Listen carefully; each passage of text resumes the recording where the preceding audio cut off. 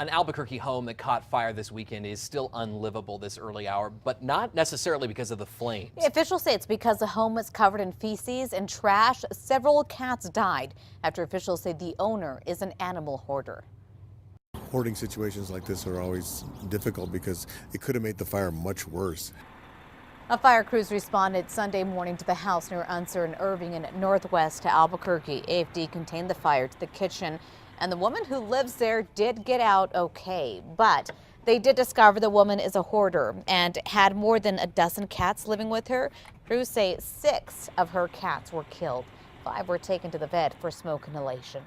We just came out and saw what was going on, and I know that she's always had a lot of animals in her house, so I started to get concerned. County officials say they are working to get the homeowner help. No word on where the cats who survived will go now. A bill that would toughen the penalties for possessing child pornography has cleared another hurdle in the state house. According to the New Mexico Supreme Court, someone caught with those illegal images can only be charged with 1 count, even if they have hundreds of pictures. The bill would count every image as 1 count. The measure now moves to the Senate for approval. Times 5:02, a controversial new bill to change union rules is now under the state Senate's review. Hundreds of people packed a Senate Public Affairs Committee meeting yesterday to review proposed right-to-work legislation. One of the key pieces of Republican Representative Dennis Roach's bill would ban unions from collecting so-called fair share fees from people who aren't members. Those fees pay for union reps who help to negotiate collective bargaining contracts for everybody, union members and non-members. Some think a change will attract new business. Others think it will unfairly harm New Mexico's union jobs. We have some real serious things that we can do that would help our economy, but right to work isn't one of them. You have a situation in the state where a number of folks need to be back at work. We can't afford to miss this opportunity once again. The Senate committee will work on voting on several right-to-work bills tomorrow. A couple is accused of trying to pull a fast one at a fast food restaurant, and it ended in a high-speed chase with Albuquerque police. 29-year-old James Hawkins faced a judge for armed robbery yesterday. Investigators say he showed up to Wendy's looking for a job, but he really wanted behind the counter to get money right then. Authorities say he showed a gun and told the manager to empty the cash register. Police just happened to be near the Wendy's on Lomas and Central. An officer saw a man and woman get into a car and drive off dangerously. Authorities say 28-year-old Alicia Guralay was the other armed robbery suspect. She denies being the getaway driver in that chase and has a long criminal history with 7 felonies before Friday's fast food stick-up. We do feel that she is a danger to the community. Before jail, cops took Guralay to the hospital because she is pregnant. We checked, and both suspects remain locked up this morning. Bond is set at $50,000. 3 people are in trouble after they are accused of breaking into an abandoned UNM frat house. A criminal complaint revealing the suspects would not come out until the canines were called. It says they had been drinking and showed up to spray paint the walls inside. 23-year-old Michael Myers, 18-year-old Benjamin Gilster, and 18-year-old Antonio Herrera are the suspects. A 4th suspect is a minor police say was drinking. Gilster and Herrera were released on their own recognizance. The top Republican leader in the Senate wants Congress to have a say in a nuclear deal with Iran, but Majority Leader Mitch McConnell is working to get enough votes to override President Obama's threat to veto any plan that they do come up with. Meanwhile, the United Nations watchdog team is in Iran today. Iranian state TV reports that officials are willing to give nuclear inspectors access to a site where the UN inspects nuclear experiments are being conducted. 5:05, it appears that ISIS is responsible for hacking the websites of several more businesses. The FBI is now investigating after the group posted the message, "We are everywhere." In Pittsburgh, a marketing firm's website was hacked, hindering the site's full site and mobile features. In Cincinnati, Ohio, the Islamic State banner covered websites for an inn as well as a restaurant. And near Dayton, the banner took over the website for a racetrack. The business got their website back up within a few hours, but they do say it was a wake-up call. And this weekend's attacks seem to echo the recent attacks on the Albuquerque Journal. Back in December, the newspaper had been hit several times, December and January. Their Twitter account was hacked, as well as their main page with the words, quote, "I love you, ISIS," and "Citizens of Albuquerque, we are watching you." The FBI is still investigating that. Time now is 5. And thank you, Kristen. 5:31. You probably felt it. Worn down, beat up roads in desperate need of repair. Or how about more money for education? Turns out the state has money for it, billions of your tax dollars, and it's just sitting there, not even being used. A new report done by the state auditor's Government Accountability Office shows state agencies have $4.5 billion sitting on the sidelines. I mean, it really is kind of tucked away in every corner of the state. But when you add it up, it's quite a big number. Here are the facts in that report. It shows more than $2 billion for things like road work and infrastructure wasn't spent.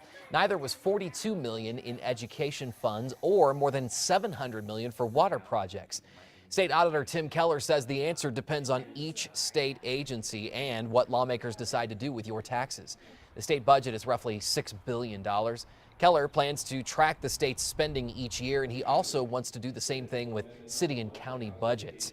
You can view the full report on our website, krqe.com. We're working to find out more about a shooting in a Northeast Heights neighborhood that left one person hurt. It happened last night just before 8 near Academy of McKinley. APD says one person was shot and taken to the hospital. They aren't saying much else, though. They did tape off a section of the neighborhood, and we're keeping close tabs on one house in particular.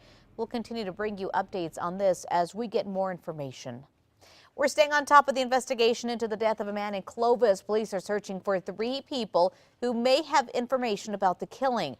Clovis police say they got some 911 calls about shots being fired around 4 Sunday morning. Officers then found a 39-year-old Joseph Chavez bleeding from his chest. He was taken to the hospital where he later died. Police say they are now trying to find these 3 individuals, 32-year-old Brandon Cordova, 18-year-old Judas Lopez, and 18-year-old Marlena Wesley. If you know where they are, you are asked to call police. The human resources director at an Albuquerque hotel wants to turn the tables on the repo man after she claims he attacked her instead. 51-year-old Cassandra Gore faced a judge on Friday. Police say 2 men showed up to repossess her BMW at the Hotel Cascada on Carlisle and I-40. We did some checking, and according to court documents, she came outside and started punching and scratching the repo man in the face. When he showed her the paperwork, he says Gore ripped it up, got into her car, and then pinned him between the wall and her vehicle trying to leave. The repo man says Gore almost hit him as she sped away. Ms. Gore, here's what's going on. Aggravated assault with a deadly weapon. One of my colleagues already reviewed the complaint, found probable cause, and set your bond in the amount of $1,000 cash for surety. Court documents show that Gore believes she was the victim instead and wanted to press charges herself. Police say the credit company's been trying to repossess her vehicle since she has not made payments since 2013. With the time change and spring-like temps settling in, you may already be thinking about spring break. The New Mexico Tourism Department is. This year, they're hoping you'll turn away from the beach and head for the ski hill. News 13's Catherine Mazzone is here with more on how the recent snowstorm is helping that push. Good morning. Good morning, Crystal. It's the biggest storm we've seen in close to 10 years, dropping more than 6 feet of fresh powder. Now, New Mexico's tourism department is looking to spread the word. Take a look. And one time when he went to the east and he told the Easterners about how great the skiing was out here and the snow was so much better. And afterwards, one man came up to him and said, "You know, Ernie, you're the best liar I ever heard. Who heard of any snow in New Mexico?" Now, we all know New Mexico gets plenty of snow, and this video proves it.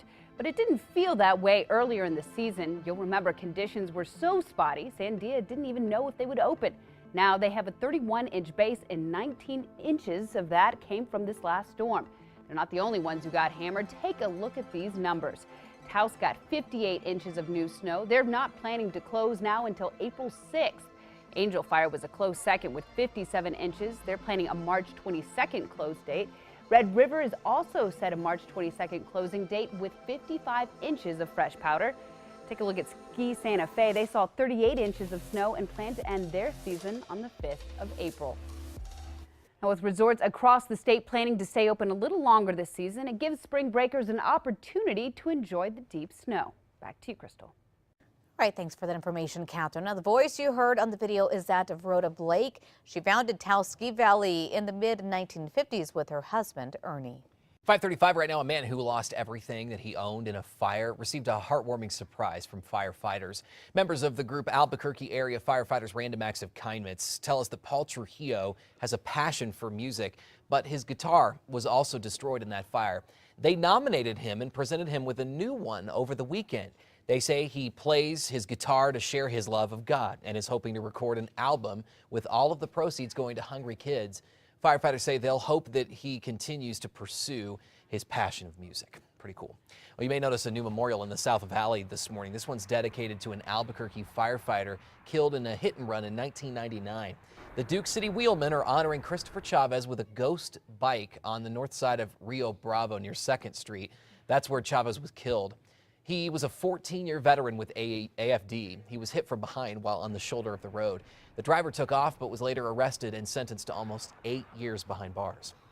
5:36, protests break out in Wisconsin over the shooting death of another unarmed black teen. Police say 19-year-old Tony Robinson was shot and killed on Friday by Madison police officer Matt Kenny. The police chief says the officer killed Robinson after the teen assaulted him. Robinson had reportedly gotten into a fight and was running in and out of traffic. However, the chief says Robinson was unarmed when Officer Kenny shot him. A vigil was held last night in Madison's East Side. The shooting is under investigation. A baby girl is recovering this morning after surviving 14 hours stuck upside down in a car. 18-month-old Lily was strapped into her car seat when the car she was in crashed into a freezing river near Salt Lake City, Utah. The girl's mother, 25-year-old Lynn Grosbeck, was driving the car over a bridge when something caused her to lose control.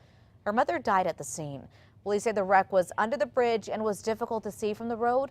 Lily is at a hospital this morning where she is being treated for hypothermia. Lawmakers from both political parties say they want more information from Hillary Clinton about her use of a private email account while she was Secretary of State. Nearly 800 pages of Clinton's emails were handed over to the Congressional House Committee investigating the 2012 attacks in Benghazi. The head of the committee, Republican Trey Gowdy, says there are huge gaps among some of the emails. If you think to that iconic picture of her on a C-17 flying to Libya, we have no emails from that day. During a weekend TV appearance, Senator Dianne Feinstein called on Clinton to fully explain herself, saying silence would only hurt her. Meanwhile, Clinton has only tweeted about the situation, saying she wants the public to see her emails.